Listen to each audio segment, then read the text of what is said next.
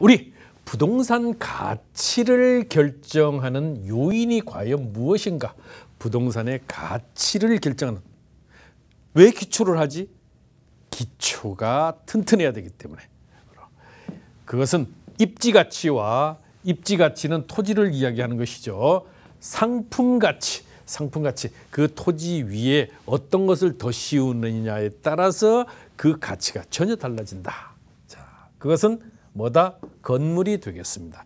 이것만 있는 게 아니지요. 바로 입지가치와 상품가치, 즉 토지와 건물에 더해서 바로 미래가치입니다. 부동산은 현재 가치가 아니고 미래가치입니다. 미래가치.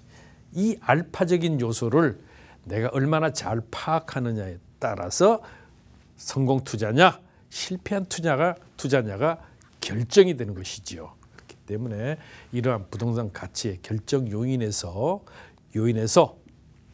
상품 가치와 입지 가치 물론 중요합니다. 그렇지만은 거기에 덧붙여서 미래 가치를 볼 줄 알지 못하거나 제대로 파악하지 못한다면 어디다? 엉뚱한 데로 가서 그야말로 소가리를 할 수밖에 없는 경우에 이르게 됩니다. 그렇기 때문에 이 부분들을 잘 살피면서 투자를 해야 됩니다. 이것은 아무나 할 수 있는 것들이 아니지요.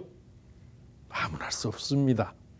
그렇기 때문에 더더욱 전문가의 도움이 필요하고요. 전문가라고 해서 다 같은 전문가가 또 아니지요.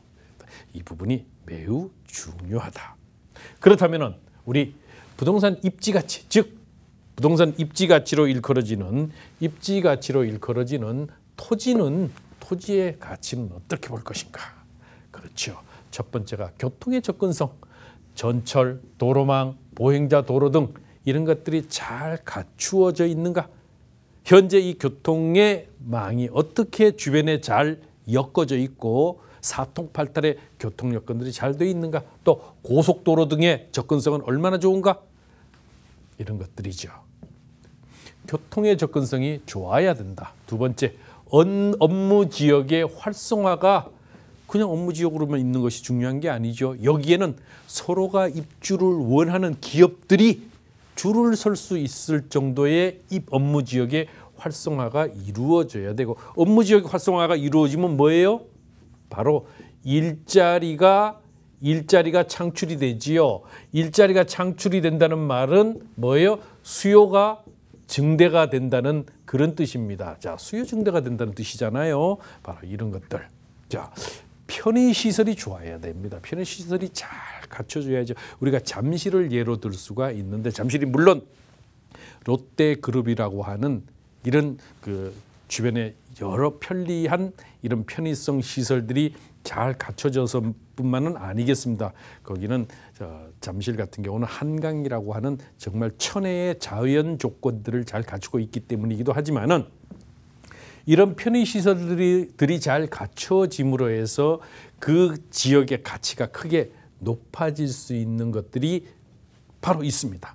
이 편의시설, 백화점이라든가 또 대형시장이라든가 그리고 생활 편의시설, 문화시설 등 이런 것들이 잘 주변에 조성이 돼 있다고 하면은 부동산의 가치는 올라간다. 그리고 교육 환경이죠. 그렇습니다. 대한민국은 뭐니 해도 이 교육의 환경을 무시할 수가 없다. 그래서 우수 학군이 있거나 대형 학원들이 주변에 포진하고 있다고 하면은 그 가치는 더욱 증대된다. 또 마지막으로, 자, 삶의 질을 중시하는, 소득 수준이 높아지면 높아질수록 삶의 질을 중시한다. 여기에는 자연 환경을 빼놓을 수가 없습니다. 그렇기 때문에 서울의 이 삭막한 도시에 더구나 플러스 알파로 자연 환경이 잘 갖춰져 있다고 하면 그것이 바로 부동산의 입지 가치를 어떻게 한다? 높이게 된다. 자, 그러면 상품 가치인, 그러면 건물의 가치는 어떻게 평가할 것이냐? 이것은 개별적인 것들이 되겠지요. 개별적인 것. 이 개별적인 것은 예를 들면 다른 곳에 없는 지하 주차장이 있다거나 이런 주차 시설이 정말 뛰어나. 자, 주차 시설이 뛰어나다.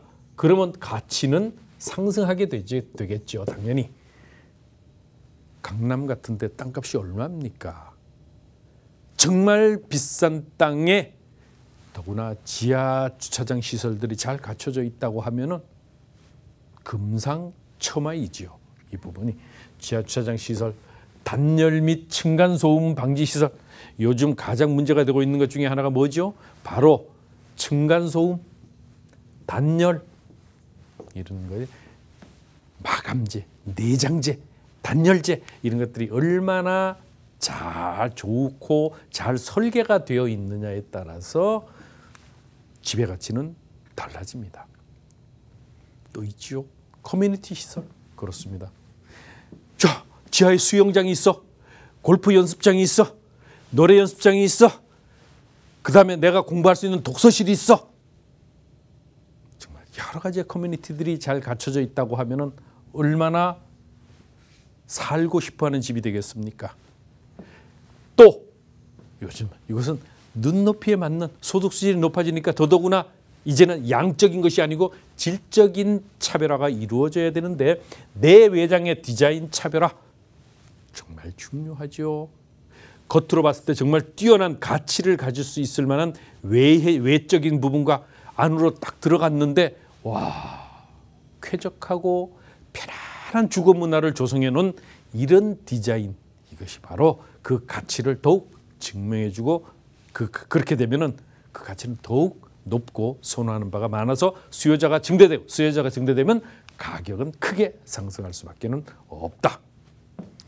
거기다가 홈 네트워크나 또 스마트 홈 시대, 이제는 삶의 질이 단순히 오프라인에서만 머물지 않고 온라인 상으로까지 업그레이드가 되면서 그런 것들이 전부 다 네트워크적으로 구축이 돼주는 이런 세상에 살고 있습니다.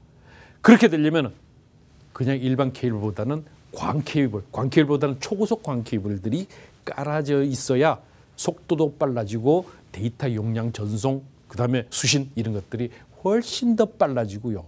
여기에 따른 여러 가지의 커뮤니티들이 전부 잘 갖춰지고 거기다가 디자인이 뛰어나고 단열, 층간소음 이런 것들이 잘 갖춰진 내외장재를 쓴 그러면서도 쾌적한 주거 문화들이 갖춰져 있다고 하면은 다른 지역보다도 그 가치를 2배, 3배 높게 형성이 될 수밖에 없다. 바로 이것입니다. 그러면 우리가 일반적으로 놓고 볼 때 건물의, 즉 부동산의 매매 가격의 변동 요인들을 살펴봐야죠. 변동 요인의 3요소는 정책, 공급, 그리고 투자 심리입니다. 이 정책과 공급, 투자 심리입니다. 여기는 물론 수요와 공급을 동시에 말하는 이야기가 되겠지만은 여기에 외생적인 변수로 이 주택 가격을 외생적인 변수로 뭐다? 금리, 초저금리죠. 요 근래 0.5% 기준금리입니다. 여기다가 소득 수준. 이제는 우리나라가 3만 불이 넘어가는 시대입니다. 3만 불이 넘어가면은 삶의 질을 추구할 수밖에 없습니다. 자, 이 소득 수준이 높아지면서 좋고 쾌적하고 새로 잘 조성된 이런 주택에 살고 싶어하는 욕구가 많은 데에 비해서 공급이 제한적으로 적어진다 그러면 가격은 어떻게 올라갈 수밖에 없습니다. 아무리 정책이 밑으로 내리고 눌러도 그게 쉽지 않죠. 즉 시장의 힘이 워낙 강고하기 때문에 치고 올라갈 수밖에 없다는 것이죠. 여기에 정책, 수요와 공급, 그리고 투자 심리가 있다고 하면은 그다음에 소득 수준과 금리라고 하는 이런 외적 요인들을 잘 파악을 하고 투자를 하셔야 성공 투자가 더욱 확실해진다라는 점입니다.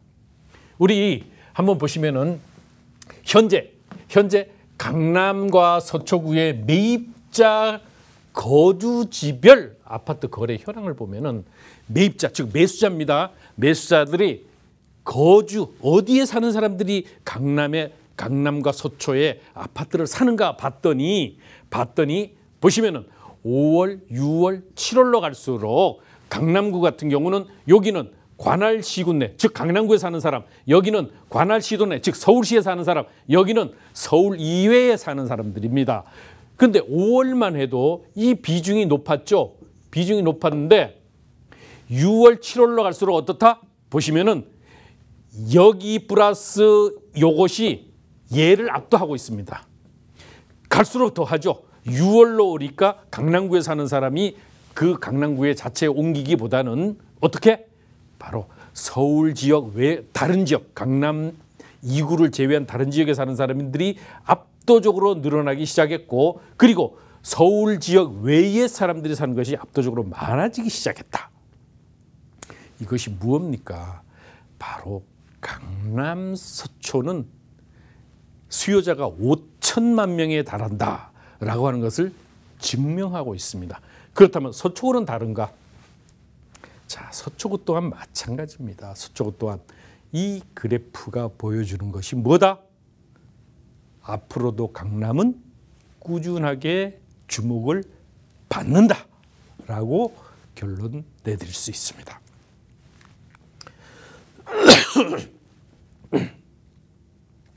자, 그렇다면은 서울특별시의 기간별 수요와 입주량을 한번 볼까요? 자, 2014년, 15년, 16년 쭉 거쳐왔습니다. 그런데 문제는요, 작년, 올해 괜찮습니다. 왜? 현재 수요량보다도 공급량이 상대적으로 많기 때문에. 문제는 2021년, 22년, 2023년입니다. 공급이 확 줄어들지요. 물론 3기 신도시의 물량들이 있고 또 재개발, 재건축을 통한 물량이 일부 있겠습니다마는 상당히 문제가 있습니다. 2021년, 즉 내년이 되면 25,000세대, 2022년이 되면 15,000세대, 2023년 16,000세대로 대폭적으로 줄어들어 버리기 때문에 여기에 문제점이 있는 겁니다. 즉 공급이 적기 때문에 지금 많은 무주택자들이 불안해요.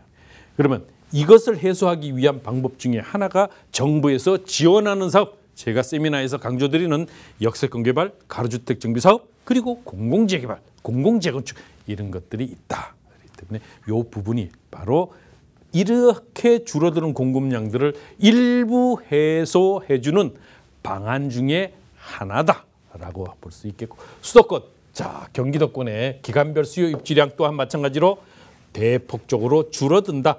21년, 2년, 3년이 되면은 상당히 줄어들기 때문에 이제는 적정 공급선 아래로까지 내려갈 수밖에 없을 만큼 이러한 문제점들이 나타나기 때문에 이 부분에 대한 개선책이 수반되지 않으면은 집값을 잡는 것은 근본적으로 불가능하기 때문에 여기에 정책의 초점들이 맞춰져야 되는데 현재 정부 정책 위반자들의 생각이 약간 서로 어긋나 있기 때문에 현재 시장을 바라보는 눈이 조금 다른 관점에서 바라보고 있어서 문제입니다. 그렇지만은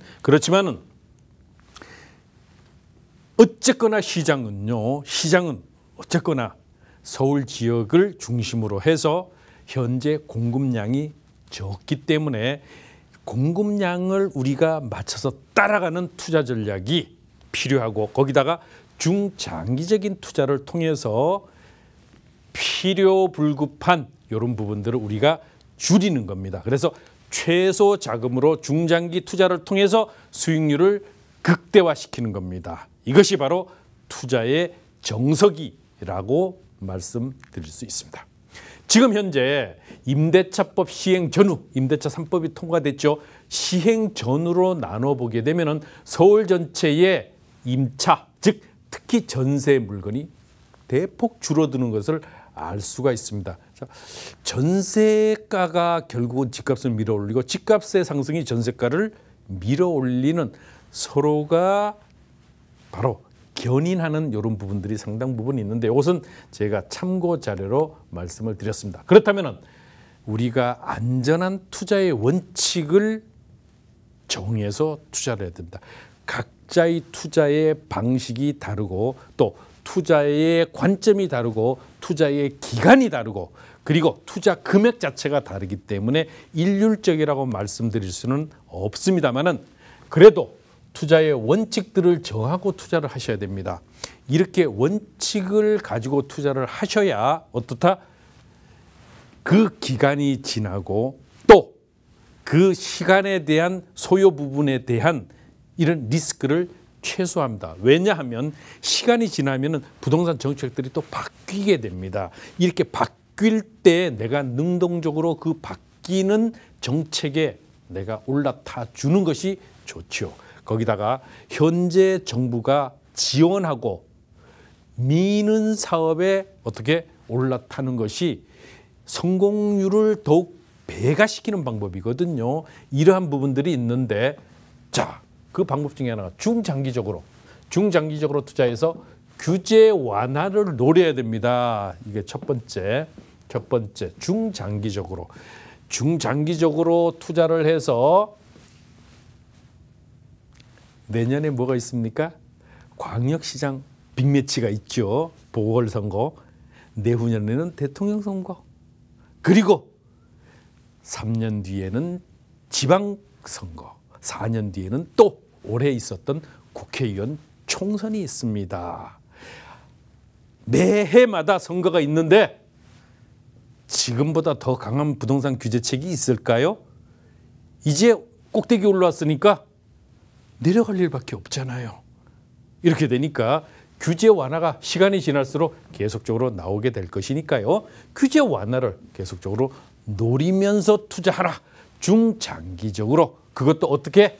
소액으로.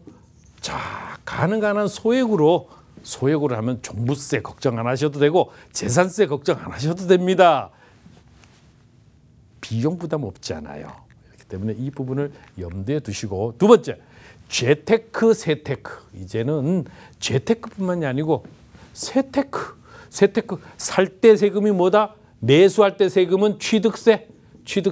자, 보유세 중에 큰 것은 뭐죠? 재산세와 특히 종부세. 그리고 매도할 때 세금, 양도세. 이런 세금에 대한 부분을 고려한 투자를 하셔야 됩니다. 많이 남은 것 같은데 세금 떼고 나니까 껍질만 남았어. 안 되죠. 바로 이런 것들을 잘 관리하시라. 세 번째, 정부가 지원하는 사업에 투자다.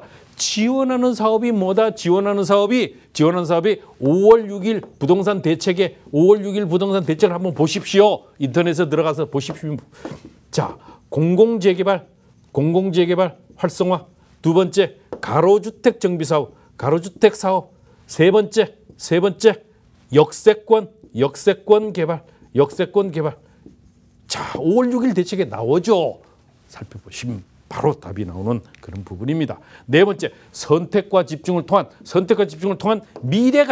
미래가치에 투자를 하라. 미래가치 당연한 겁니다. 미래가치. 거기다가 무릎에 사서 어깨에 팔아라. 너무 욕심내지 마십시오. 욕심이 화를 부릅니다. 그래서 무릎에 사서 상투에 팔려고 하지 마시고 어깨에 파십시오. 남들이 먹을 걸 줘야 들어옵니다. 남들이 먹을 걸 줘야 내 것을 사갑니다. 그렇기 때문에 나는 더 좋은 곳에 또 아직 투자를 하면 되잖아요. 그렇기 때문에 이 부분을 꼭 고려한 이런 투자가 돼야 되겠습니다. 자, 다시 1, 2, 3, 4, 5를 머릿속에 담아 놓으시면서 입지 가치와 그다음에 즉 토지 가치와 건물 가치 거기다가 미래 가치를 거기다 엎으시오세요. 이러면 그 투자. 그런데 중요한 것은 종목을 선택을 잘해야 되잖아요. 그 종목이 바로 공공재개발, 가로주택 정비사업, 역세권 개발 중에 나에게 맞는 투자처를 결정하시기 좋겠다. 바로 이것입니다.